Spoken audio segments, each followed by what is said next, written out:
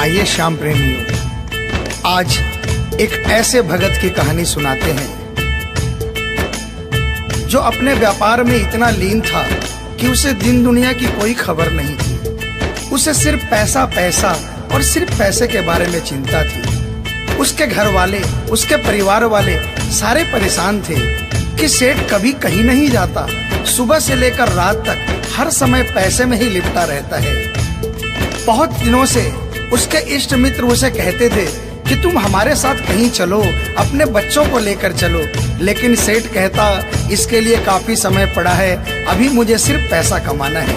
लेकिन एक दिन कुछ मित्रों ने बहुत जोर दिया कि 2 दिन की छुट्टियां हैं, हम खाटू श्याम जी के दरबार में जा रहे हैं, पूरे परिवार को साथ लेकर हमारे साथ चलो। और सेठ उनको ये बात मना नहीं कर पाया और बिना मन के वो उन परिवार वालों और इष्ट मित्रों के साथ खाटू के लिए रवाना हो गया। रास्ते भर वो अपने व्यापार की बातें करता रहा।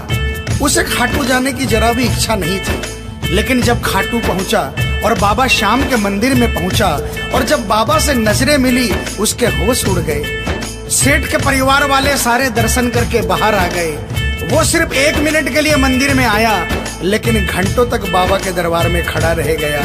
उसको होश नहीं रहा और वो बाबा की तरफ देखकर आंखें बंद करके आंसुओं की धार बहती रही और वो बाबा से मन ही मन बातें करता रहा। जब परिवार वालों ने उसे कहा कि अब चलना है, तो सेठ ने बाबा से कहा, प्रभु मुझे अब हर महीने 11 को अपने दरबार में बुलाओ। और ये कह करके वो बाबा के दरबार से वापस अपने घर को आ गया। 15 दिन बाद 11 आई। सेठ बहुत से लोगों को लेकर अपने साथ बाबा के दरबार में गया। ऐसे हर 11 को वो खाटू जाने लगे। लेकिन एक दिन जैसे ही वो सुबह 11 को घर से निकलने लगा, मुनीम ने कहा, सेठ जी कहाँ जा रहे हो? सेठ ने कहा, अरे मुनीम तुझे पता नहीं, आज 11 है, मुझे खाटू धाम जाना है। मुनीम ने कहा, सेठ जी आपको पता नहीं, आज बाहर के कुछ व्यापारी आने वाले हैं, लाखों का सौदा होने वाला है और वो व्यापारी आज रात को वापस इंडिया के बाहर चले जाएंगे। आपके पास तो मौका है, आप 11 की जगह मावस को खाटू चले जाना। सेठ के मन में ये आया कि हाँ, इसमें क्या फर्क पड़ता है, आज यहाँ व्यापार कर लेता हूँ, सौदा कर लेता हूँ, मैं खाटू मावस को चला जाऊंगा। और सेठ उस दिन खाटू नहीं जा पाया। 11 निकल गई, मावस आई, मावस को फिर कोई व्यापारी आ गया। उसके बाद फिर पूर्णिमा आई, फिर कोई व्यापारी आ गया और इसी तरह सेठ व्यापार में फिर उलझ गया। एक दिन रात को सेठ सोया तो उसके नींदों में उसे ऐसा आभास हुआ कि उसे कोई आवाज आ रही है और उसने बड़े ध्यान से सुना। उसे लगा खाटू वाले श्याम बाबा उसे कह रहे हैं, वाह रे सेठ, मैंने तो सोचा था कि मेरे दरबार में कोई बहुत बड़ा भूला भटका भगत आया है, लेकिन मुझे क्या पता था कि कोई भगत नहीं, एक सौदागर आया है और मुझसे सौदा करके चला गया। आज तू अपने घर में, अपने व्यापार में खूब खुश है, तू वहीं पर खुश रहे। और ऐसा कहकर वो आवाज बंद हो गई। सेठ की आंखें खुली, उसके मन में ग्लानि हो गई।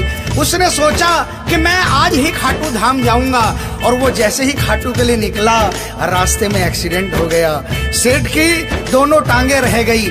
अब सेठ अपने पैरों पर खड़ा नहीं हो पाया और उसके मन की मन में ही रह गई। सेठ बहुत तड़पता रहा। एक दिन सेठ अपने घर के दरवाजे पर बैठा, आंसू बहा रहा कि मेरा बुलावा क्यों नहीं आ रहा, मैंने इतनी बड़ी गलती करी, मुझे बाबा के दरबार से इतनी दूरी क्यों हो गई। इतने में उसके घर के सामने से एक डाकिया निकला। सेठ ने डाकिया को आवाज लगाई और कहा, ए डाकिया, तुम तो कलकत्ता, दिल्ली, बम्बई भक्तों का संदेशा लेकर जाते हो, लोगों के चिट्ठियां पहुंचाते हो। आज मेरी एक चिट्ठी, मेरा एक संदेशा मेरे खाटू वाले श्याम बाबा के दरबार में क्या पहुंचा दोगे? डाकिया ने कहा, सेठ मैं तो आजकल खाली रहता हूँ, जब से इंटरनेट का जमाना आया है लोग ईमेल पर ही चैटिंग कर लेते हैं, बताओ तुम्हारा क्या संदेशा है और कहाँ पहुँचाना है। और ऐसे डाकिया ने सेठ से कहा और सेठ ने डाकिया से कहा।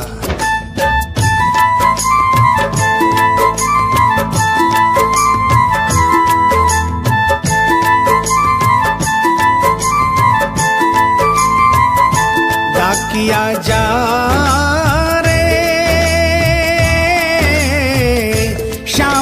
संदेशो दीजे, श्याम ने जाए तो कह दीजे, भगत थार दर्शन न तरसे।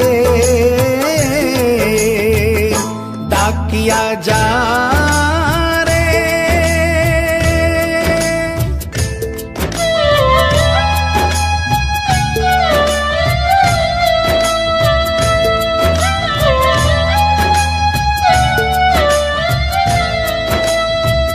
डाकिया ने कहा, सेठ आपका संदेशा तो मैं पहुंचा दूंगा, लेकिन मुझे ये तो बताओ कि आपका संदेशा पहुंचाना क्या है, जहां मुझे संदेशा पहुंचाना है वहां का ठिकाना क्या है। और डाकिया ने कहा,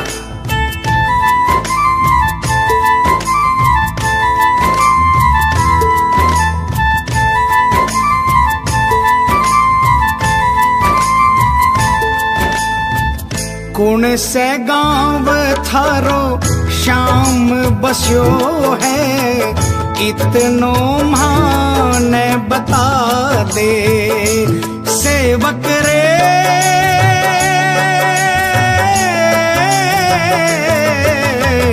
घर तेरे पास है कोई निशानी, माने तू दिखला दे।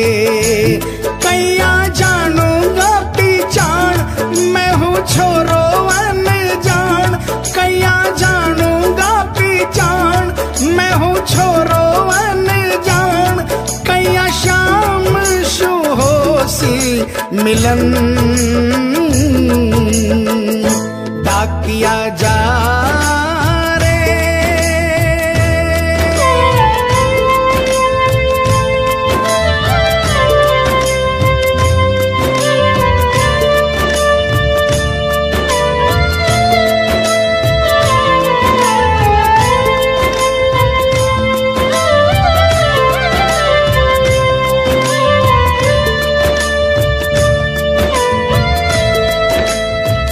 सेठ ने कहा, डाकिया मैं तुझे जिस जगह का ठिकाना बता रहा हूँ वहाँ ऐसा दरबार है जहाँ जो एक बार जाता है वो वहीं का हो जाता है। उस दरबार की खासियत है जो वहाँ पर पहली बार जाता है उसके काम बन जाते हैं। सुन वहाँ का ठिकाना क्या है।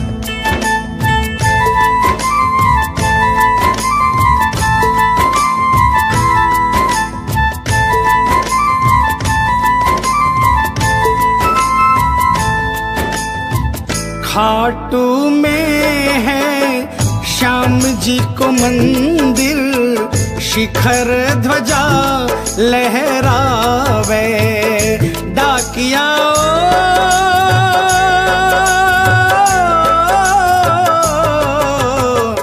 जोड़ी पर हनुमान बिराजे, सेवक चंवर ढुलावे।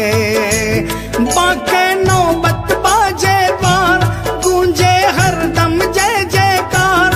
बाके नौबत बाजे द्वार, गूंजे हरदम जय जयकार। सज धज बैठो है श्याम सजन, डाकिया जा रे।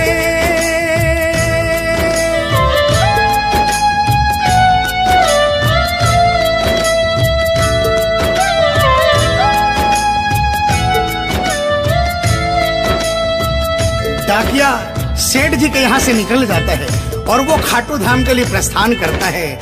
धीरे धीरे वो खाटू पहुँचता है और खाटू पहुंचकर बाबा के मंदिर का पता करता है और मंदिर के नीचे पहुंचकर वो पहले प्रणाम करता है और बाबा के मंदिर की 13 सीढ़ी चढ़ता है। और वो बाबा के सामने पहुंचकर बाबा की तरफ नहीं देखता, पहले अपने झोले में से वो सेठ की चिट्ठी निकालता है और चिट्ठी निकाल के पढ़ने लगता है।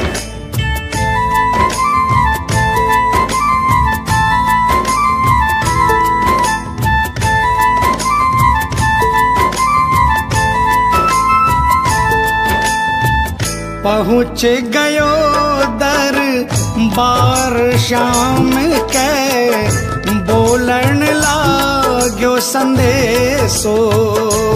बाबा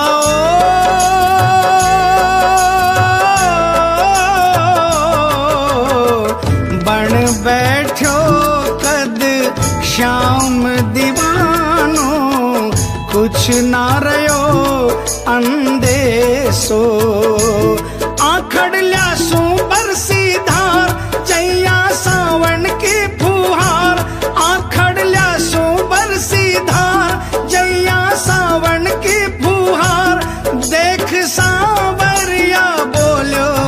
वचन, डाकिया जा रे।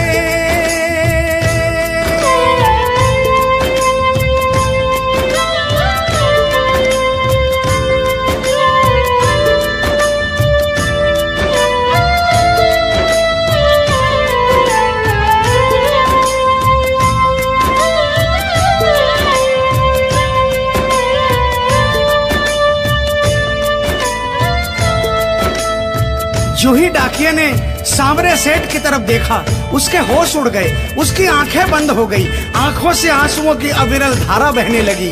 उसको ऐसा महसूस हुआ सपने में जैसे कि कोई श्याम प्रभु सिंहासन से उतर कर आ गए। उसे अपने गले से लगा लिया और डाकिये से कहा, कैसे हो डाकिया?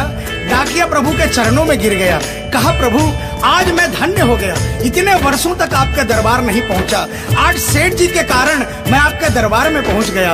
अब मुझ पर इतनी कृपा कर दो, मुझे अपनी शरण में रख लो। लेकिन बाबा ने कहा, नहीं बेटा, मैं तुझे अपनी शरण में रखूंगा, लेकिन अभी तुझे मेरा एक छोटा सा काम करना है। जिस सेठ ने तुझे ये संदेशा देकर भेजा है, अगर उसके पास मेरा जवाब नहीं गया तो वहाँ जीते जी मर जाएगा। तू मेरा एक छोटा सा काम कर दे, वापसी संदेशा तू उस सेठ को जाकर दे दे। और बाबा ने कहा,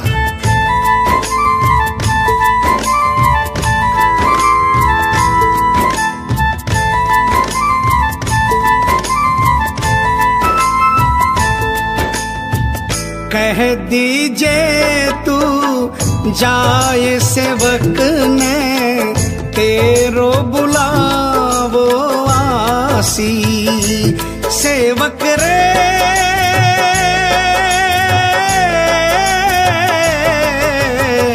सबकी आस पुराऊं तो तू कैया रह पासी। तेरी सारी जानू बात पूरी करशू मन की आस, तेरी सारी जानू बात पूरी करशू मन की आस। पर बढ़ा मेरे कानी कदम डाकिया जा रे। संदेशो सेवक ने दीजे, सेवकिया राह तेरी निरखे। संदेशो सेवक ने दीजे, सेवकिया राह तेरी निरखे। सेवक संदेश ने तरसे डाकिया जा रे।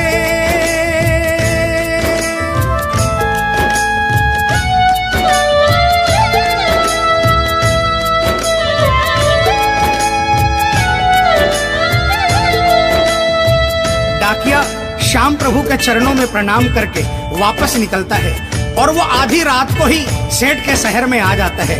अब डाकिया को इतनी जल्दी थी कि उसने आधी रात नहीं देखी और उसने जाकर सेठ के दरवाजे की घंटी बजा दी। उस दिन सेठ के घर में कोई नहीं था, सेठ अकेला अपने बिस्तर पर पड़ा था। जैसे ही घंटी की आवाज आई उसको लगा कि बाबा का संदेशा आ गया, लेकिन सेठ मजबूर था। वो उठना चाहा लेकिन उठ नहीं पा रहा था। लेकिन अचानक उसने जोरदार जयकार लगाई, हारे के सहारे की। और जैसे ही आवाज आई सेठ के घर में करिश्मा हो गया। सेठ अपने पांव पर खड़ा हो गया, दौड़ कर गया और उसने जाकर दरवाजा खोला।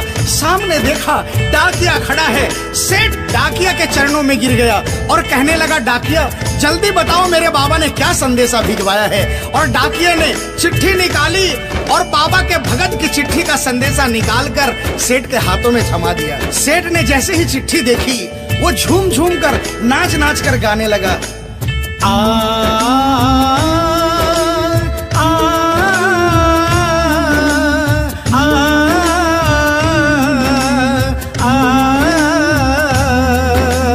आ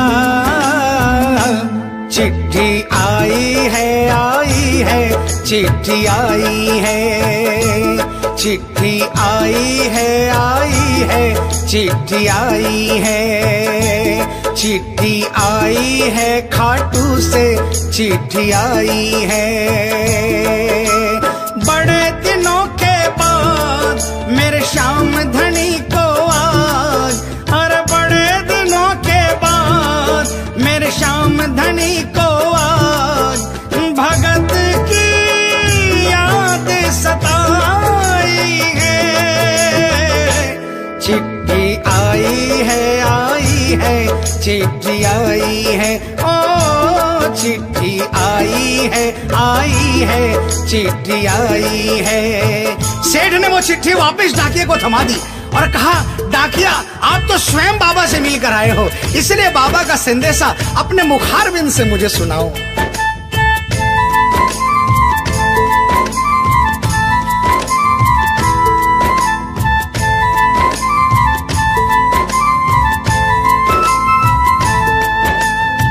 सुन संदेशो सांवरिये को मनड़ो घणो हरसायो। बाबा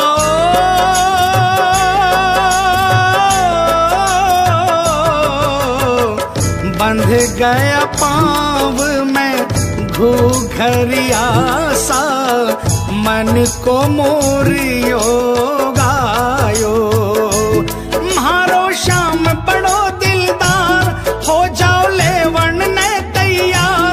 म्हारो श्याम बड़ो दिलदार, हो जाओ लेवन ने तैयार। महिमा गावे है कमल किशन, क्या किया जा। आप सभी श्याम प्रेमियों से जो कभी खाटू नहीं गए, जिन्होंने बाबा का नाम सुना है और जिन्होंने नहीं सुना, उन सबसे निवेदन, जो कभी खाटू नहीं गए वो एक बार हमारे बाबा श्याम के दरबार में पहुंचिए। ये वो दरबार है जहां हारे हुए को जीत मिलती है, जहां लोग हार कर आते हैं लेकिन हार कर वापस नहीं जाते, जहां हर हारे का सहारा होता है। चाहे कैसा भी कोई क्यों ना आता हो, बाबा श्याम हर आने वाले को गले लगाता है, उसको काम पूर्ण करता है और उसे खुशहाल करके अपने घर को भेजता है। बोल खाटू नरेश की, बोल हारे के सहारे की।